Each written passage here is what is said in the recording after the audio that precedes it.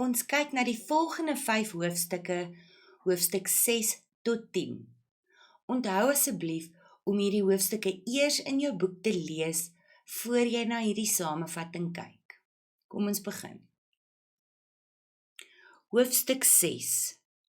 Tina sien weer vir Jakob. Tina gaan na die sendingkerk toe in die dorp en sy kry vir Louisie daar. Dis haar maat van die skool. Sy sien weer vir Jakob, hierdie keer by die skool. Hy sê vir haar, sy moet haar gedig vir Juffrou Dale wys. The poem that she wrote, she must show it to Juffrou Dale. Juffrou Dale prys vir Tina oor haar goeie gedig en vra of sy dit vir die skoolkoerant kan lees. Sy sê ook vir Tina dat sy spotprente vir die koerant moet teken. Remember, Juffrou Dale is the arts and culture teacher at school, so she sees the wonderful work that Tina is doing. And that is why she praises Tina when she reads the poem and suggests that she gives it to the school newspaper and that she also does drawings for the school newspaper. Reg. Tina voel waardig en trots.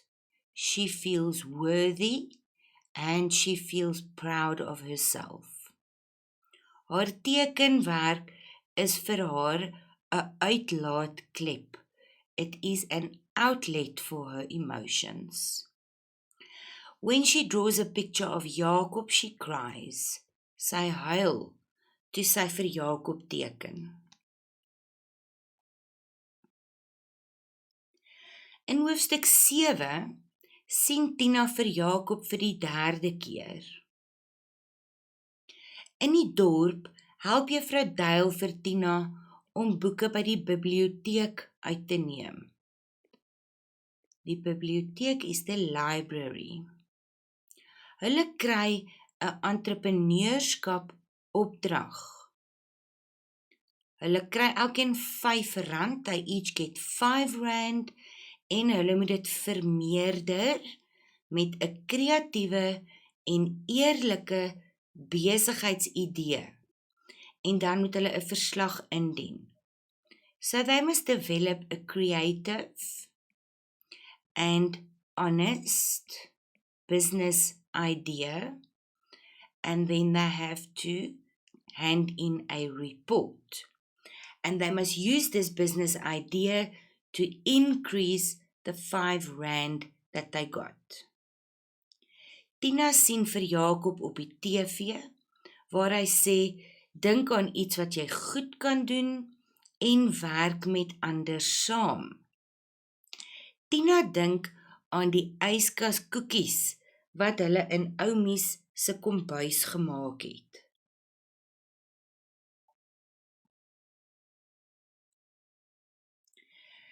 Verder stel sy dan voor aan haar maats, en onthou haar maats is nou Hanmarie en Louisie en Lindiwe. Dat hulle geld bymekaar sit en saamwerk, that they put their money together and that they work together on this project.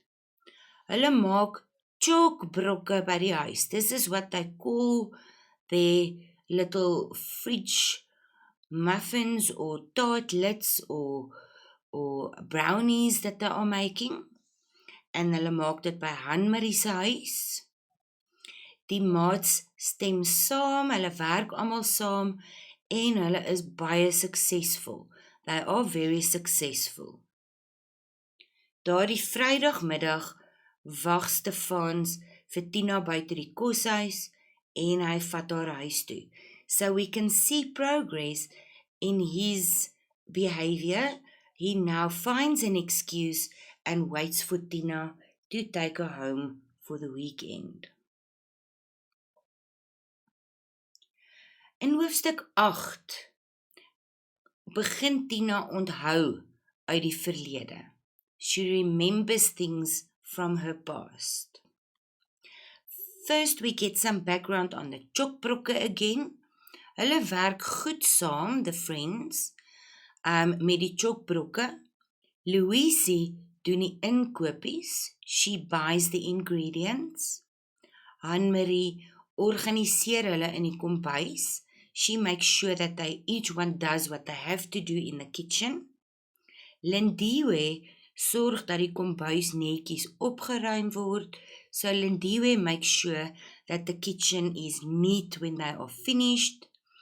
En Tina doen die boekhouding en skryf die verslag. Tina does the accounting and she writes the report.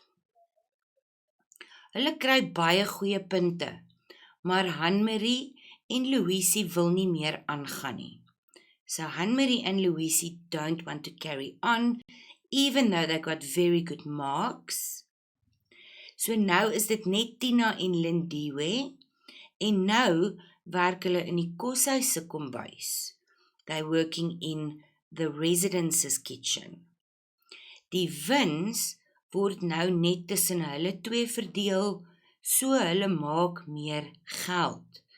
The profit is now only divided between the two of them, so they make more money. Clever business plan, these girls. Tina dink aan 'n keer wat sy en Jakob oor 'n pop beklei het toe hulle klein was. So she thinks of a time when her and Jakob fought over a doll when they were little. Sy het vir Jakob aan die arm gebyt, she bit him on his arm, en hy het haar in die hand gesteek met 'n mes. He grabbed a knife and stabbed her in the hand. Hulle moes albei hospitaal toe gaan vir behandeling. They both had to go to the hospital. Tina se wond het gesond geword. Tina's wound healed nicely. Maar Aunt Merlin het nie vir Jakob teruggevat hospitaal toe nie, en hy het infeksie gekry en by die dood omgedraai.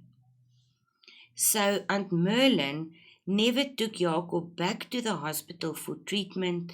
He got an infection in his wound and he was very ill and nearly died because of this bite wound. Reg. In hoofstuk 9 is ons nou in die tweede skoolkwartaal en Tina sien weer vir Jakob. Dis nou winter en dit is baie koud. Tina het genoeg geld gespaar vir 'n pyjama broek om onder haar skool langbroek te dra. So with the money that she saved, she bought herself pyjama pants to wear under her long school pants. Sy begin netbal speel vir die 4de span. She started playing netball for the 4th team. Sy speel egter nie baie goed nie en Juffrou Dale sê sy moet liewer die sportverslaggewer word. She doesn't play very well, however, and Juffrou Dale says she must rather become the sports reporter. Maar sy moet nog steeds saam oefen om fiks te bly. She must still exercise and practice with them so that she can stay fit. En sy begin om die baan draf vir oefening. So she starts jogging around the field for practice. As she is jogging, kom sy agter dat Jakob saam met haar om die baan draf. So she realizes that Jakob is jogging with her. Stefans is nou elke Vrydag in die dorp en neem gereeld vir Tina huis toe.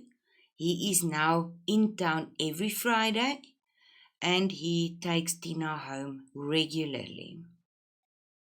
Hy sê hy het gehoor sy doen goeie besigheid en hy bied aan om haar wins te verdubbel. he offers to double her profit. So what he basically does is he said that with the profit that she makes, for example, if she makes 10 Rand, he'll double it, give her another 10 Rand, and then she's got 20. So this then made her want to carry on with the business and make more money. And this way she was also able to save more money, and he became more involved in her life. Right. In hoofstuk 10 trek ons nou by die Julie vakansie, the winter holiday in July. Tina hou aan met oefen en draf. She keeps on jogging op die plaaspad on the farm road. Sy dink Engelsplaas is die ander plaas se naam omdat die mense moet Engels praat. So she thought that was the name of the farm because the people spoke English. Pa Ad vertel vir Tina, dis die naam omdat die plaas 'n beskermengel het wat die mense op die plaas oppas. So Pa Ad tells her that it is the name of the farm because the farm has a guardian angel that looks after the people on the farm. Oumies het 'n engel gehad en haar oupa en sy oupa. Now, Oumies is ouma Martina en sy is Stefans se ma. Reg? En Tina is vernoem na haar. Tina was named after her and they called her Oumies. Maar Letty sê dat die Engelse naam altyd Jakob is. Sy het 'n spesiale band met Oumies gehad, maar Letty had a special bond with Oumies. Tina vertel nie vir hulle dat die engel by haar is nie. So Tina does not tell them that the angel visits her. Die engel lyk vir elkeen anders, maar hy is altyd krippel. Even though the angel looks different for each person that sees him, he always has a limp. Right. That is then a summary of chapters 6 to 10. Please make sure that you read it in the book, and I will see you for the summary of the final 5 chapters.